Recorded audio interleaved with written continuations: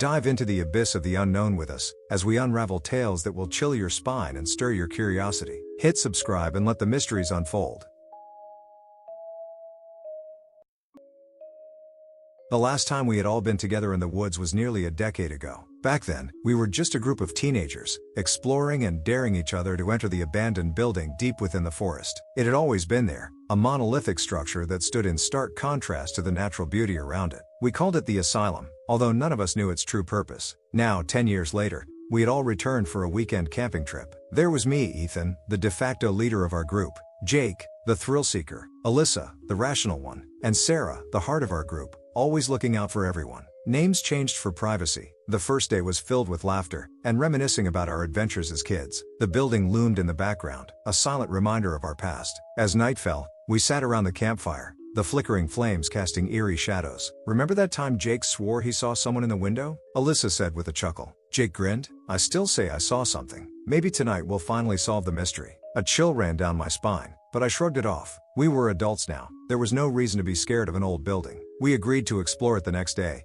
fueled by nostalgia and a sense of unfinished business. As we approached the building the next morning, the air seemed to grow colder. The asylum was more dilapidated than I remembered, its windows broken and its walls covered in creeping ivy. We hesitated at the entrance, a heavy wooden door hanging on rusted hinges. "Let's just get this over with," I said, pushing the door open with a loud creak. The inside was dark and musty, the air thick with decay. We stepped in, our flashlights piercing the gloom. The interior was a labyrinth of hallways and rooms, each one filled with remnants of the past. Old medical equipment, tattered furniture, and faded documents littered the floors. We split up to cover more ground, our footsteps echoing in the silence. It wasn't long before the unsettling occurrences began. I was in what appeared to be an old office when I heard a faint whispering. I turned, expecting to see one of my friends, but there was no one there. The whispering grew louder, unintelligible but insistent. My flashlight flickered, and for a moment, I thought I saw a shadow move across the wall. I hurried back to the main hall, where Alyssa was waiting, looking pale. "Did you hear that?" she asked, her voice trembling. I nodded, whispering, and I saw something.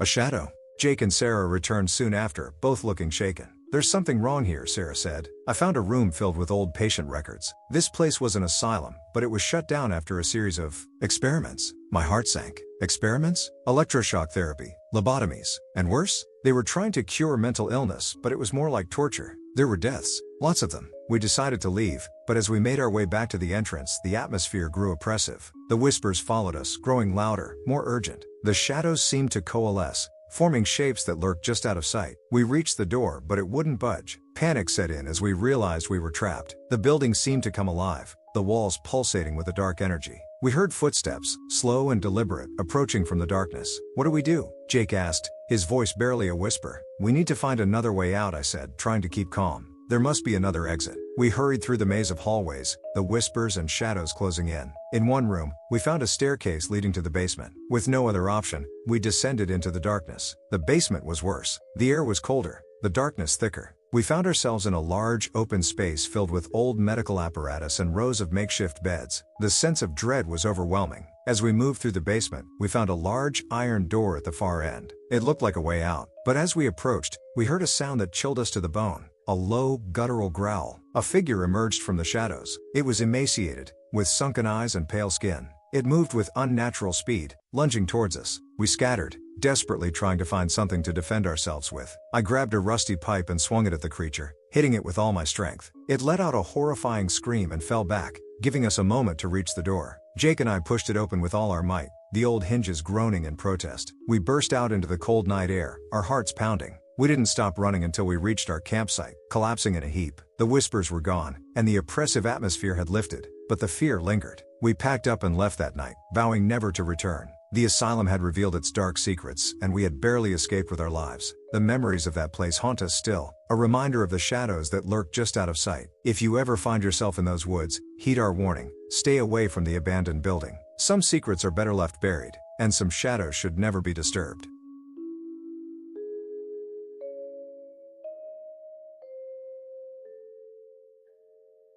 It was the summer after our sophomore year of college, and we were all stoked for an outdoorsy weekend getaway to escape the pressures of classes and jobs for a bit. There's nothing quite like being surrounded by towering pines, crisp mountain air, and no cell service to recharge your batteries, you know? We picked one of the most remote campgrounds in the Black Hills, one that required a good 6-mile hike in from the nearest trailhead. The seclusion was amazing. It felt like we had that entire forest all to ourselves those first couple of days, telling scary stories by the fire, cooking up trail grub, exploring the wilderness around our camp. Total bliss? But then, on our third night there, everything changed. We were just settling in after dinner when we heard some frantic shouts coming from the woods nearby. Sounded like a man's voice yelling for help. At first my buddies and I just looked at each other, frozen. We hadn't seen a single other person since the hike in. But the calls kept coming, so we grabbed our flashlights and went to investigate. That's when we found him, this scruffy-looking, middle-aged guy who was absolutely frantic. His clothes were torn, his face scratched up, leaves and twigs tangled in his hair and beard. He was babbling about being lost for days, starving, seeing things out there in the darkness that he couldn't explain. We tried to calm him down, get some coherent details about where he'd come from and what happened. All he kept saying was that he just needed to get out of those woods, right away.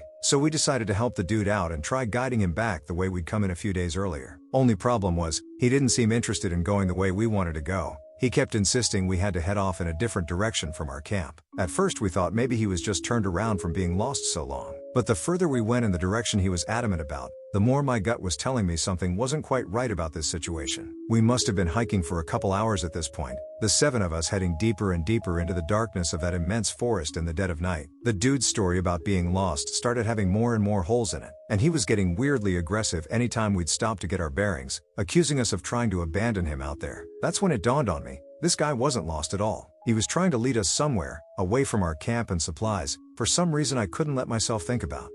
From that point on, it turned into an absolute nightmare trying to get out of those woods. I've never felt so small, so helpless as I did then, surrounded by those limitless trees that all looked the same, scraping through the inky blackness with zero sense of where we were or how to get back. The dude was keeping us moving in circles, that much was clear. He seemed to relish every one of our failures to break free of his trap. Eventually we realized our only hope was to hunker down where we were and try to wait it out till morning, praying we could get our bearings and self-rescue with some daylight. You're not gonna believe me, but that night, well, I can't even put into words some of the sounds we thought we heard all around us, manipulating our minds as the darkness played tricks on us. Or what I saw in my buddy Matt's eyes, this soulless vacancy like something else, had taken control of him for a few moments there. Everything felt so hopeless, so inescapable, like we were never going to make it out of that hellish, lightless expanse of foliage and nightmare fuel. So there we were, hopelessly lost and trapped in that labyrinth of darkness and looming trees in the middle of the night. Exhausted, paranoid, questioning whether we'd ever make it back to civilization.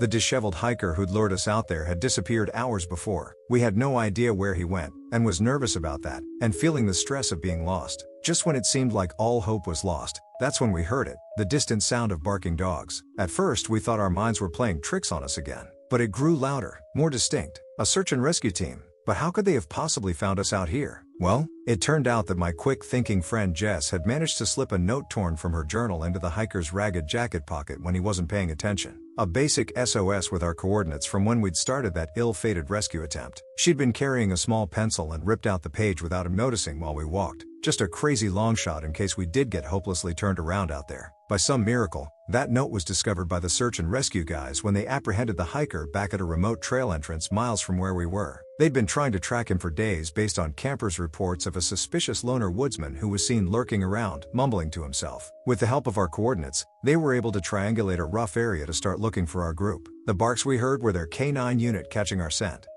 I'll never forget the looks of pure relief and joy on my friends' faces when those rescuers finally found us, like we'd just been pulled back from the brink of some abyss. We learned later that the hiker was a complete madman who had gotten kicked out of the park for threatening sightseers a bunch of times. Dude had been living off the grid out there for months, slowly slipping deeper into some crazy hermit delusion. Who knows what kind of depraved thoughts were going through his mind when he ran across our group and decided to toy with us for his own thrills. We were just lucky that Jess kept a cool head and was able to leave that brilliant trail of breadcrumbs. Otherwise, who knows if we'd have ever emerged from those inky woods. I'm telling you, that whole experience really messes with your psyche. To this day, I can't look at dense forest the same way. It's almost like those darkened trees are hiding something sinister, some primordial force that wants to lure innocent travelers astray and gobble them up.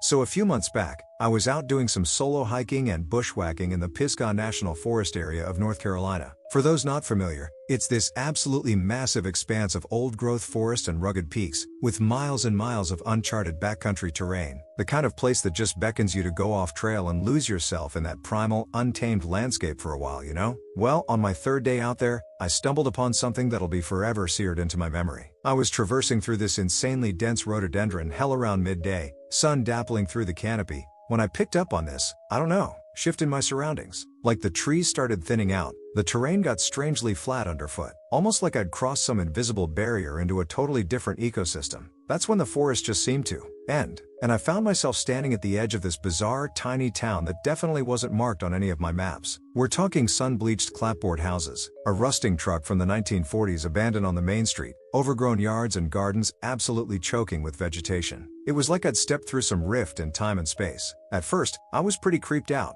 I mean, what hiker wouldn't be, emerging into this forgotten hamlet that looked straight out of a post-apocalyptic flick? But my curiosity quickly got the better of me. Something felt deeply unsettling about this place, and I knew I had to poke around a bit and get to the bottom of what happened here. Long story short, after some cautious exploring, I found what seemed to be the remains of an old library or records building near the town center. Busted windows, shelves lying in ruins, but also this tattered collection of journals, newspapers, and other documents that had miraculously survived the ravages of time and nature. Over the next few days, I holed up in that crumbling library, poring over everything I could find about this forgotten town's history. What I uncovered, man, I still get chills thinking about it. Apparently the place was called Moleth, settled back in the mid to late 1800s by a group of families fleeing busted gold rush dreams out west. It was this quaint, self-sustaining little community for a while, surrounded by miles of wilderness in every direction. But then, around the turn of the century, that's when things started getting really freaky. The town records painted a disturbing picture of strange events plaguing the citizens. Sightings of bizarre creatures skulking around at night, unusual disappearances of livestock and even some children,